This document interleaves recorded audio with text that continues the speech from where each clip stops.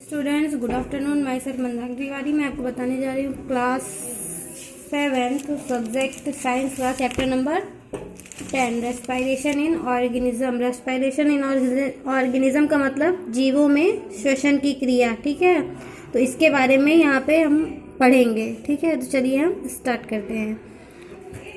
One day Bhoju was earlier waiting to meet his grandfather. एक दिन भोजू क्या था, वो वेट कर रहा था अपने ग्रैंड फादर से, किससे मिलने के लिए। Who were coming grandfather to town after a year. बहुत सालों बाद वो क्या हुए थे, टाउन आए थे, कस्बे में आ रहे थे। He was in a real hurry and wanted to receive them at bus stop. वो गया और कहाँ उनको रिसीव करने गया, कहाँ, बस स्टॉप में। He ran fast and reach the bus stop. वो बहुत तेज से फास्ट मतलब दौड़ रहा था कि मैं वहाँ जल्दी पहुँच जाऊँ।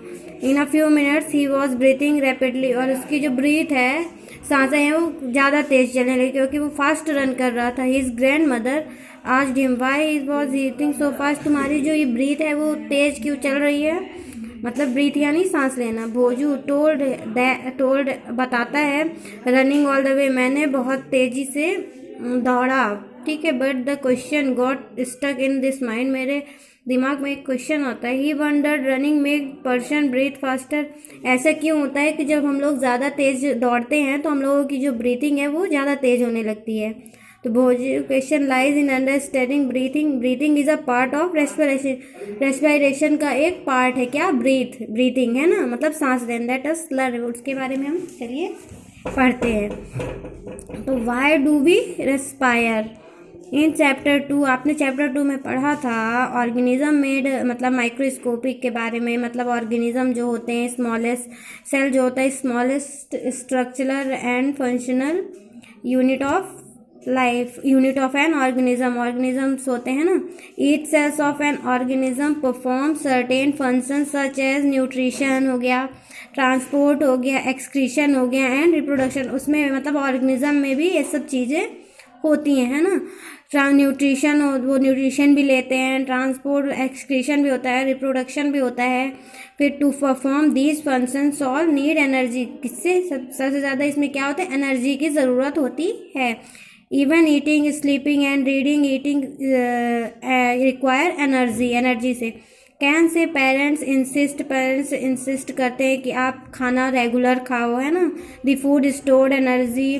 फूड खाने से हमारी जो एनर्जी है वो स्टोर्ड होगी, which is releasing during respiration.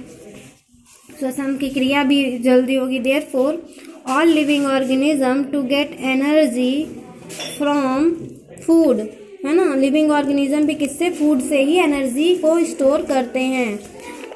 During breathing we breathe in air you know that our contains oxygen. We burnt air which is rich in a carbon dioxide. Air we breathe in a transpiration part of the body and ultimately cell. In the cell oxygen in the breakdown of food. cell oxygen अगर टूटा तो food breakdown भी टूट जाएगा। ठीक है, breakdown release energy is called, energy को release करते हैं, उसी को हम क्या कहते हैं, रेस्पायरेशन, श्वसन की क्रिया। ठीक है, फूड को जब हम रिलीज करते हैं तो उसी की क्रिया को हम रेस्पायरेशन कहते हैं।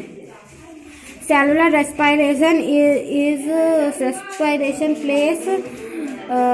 Place in the cell of all organism. ठीक है, in the cell the food glucose down into carbon dioxide and water was oxygen when breakdown occurs with use of oxygen. ये एरोबिक रेस्पायरेशन। और respiration में दो part होते हैं, aerobic और anaerobic.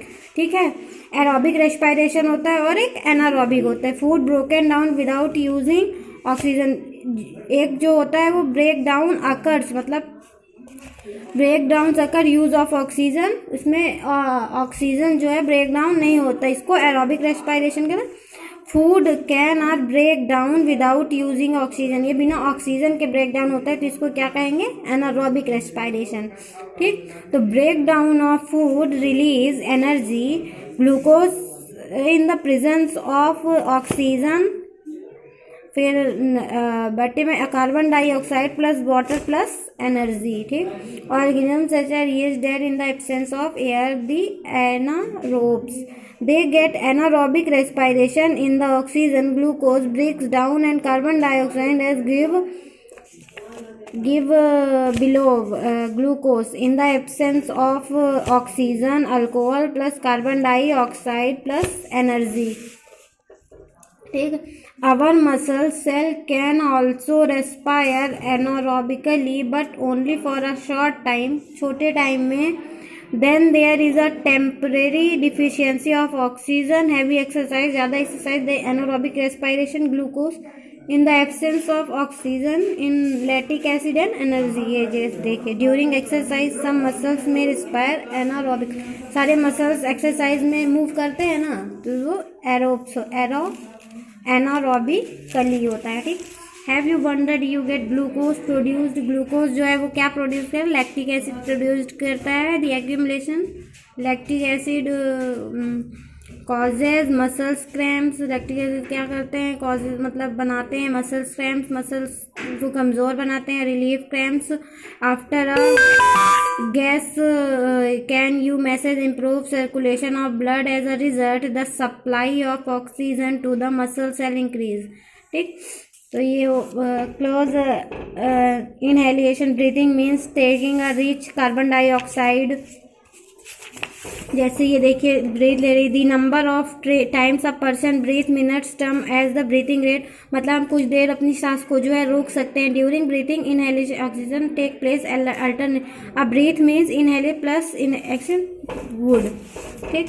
फिर generally do you like breathing constant change requirement, generally we're are not aware breathing however normally, मतलब हम लोग इसमें क्या है ब्रीथिंग के बारे में बताया गया है, हम कभी अपनी कभी होल्डिंग ब्रीथ होल्ड कर सकते, ब्रीथ को जो है अपने सांस को क्या करते थोड़ा रोक करके देखते हैं तो हम लोगों के जो है दम है वो घुटने लगेगा, इसमें यही बताया। रिकॉर्ड ब्रेक्स, ठीक है, applied to our cell speed break down food and more released, does the explain to feel hungry after physical activities, when you feel grocery does your breathing rate slow down, does your body receive sufficient oxygen, they can you say activity the rate of breathing will be slowest and in which faster, कम भी होती हैं ज़्यादा भी, जो अपनी breathe होती है सांसें होती है कम भी, मतलब कि कुछ ज़्यादा काम करेंगे अगर हम रन वन करेंगे तो ब्रीथ जो है सांस जो है तेज होने लगेगी और फिर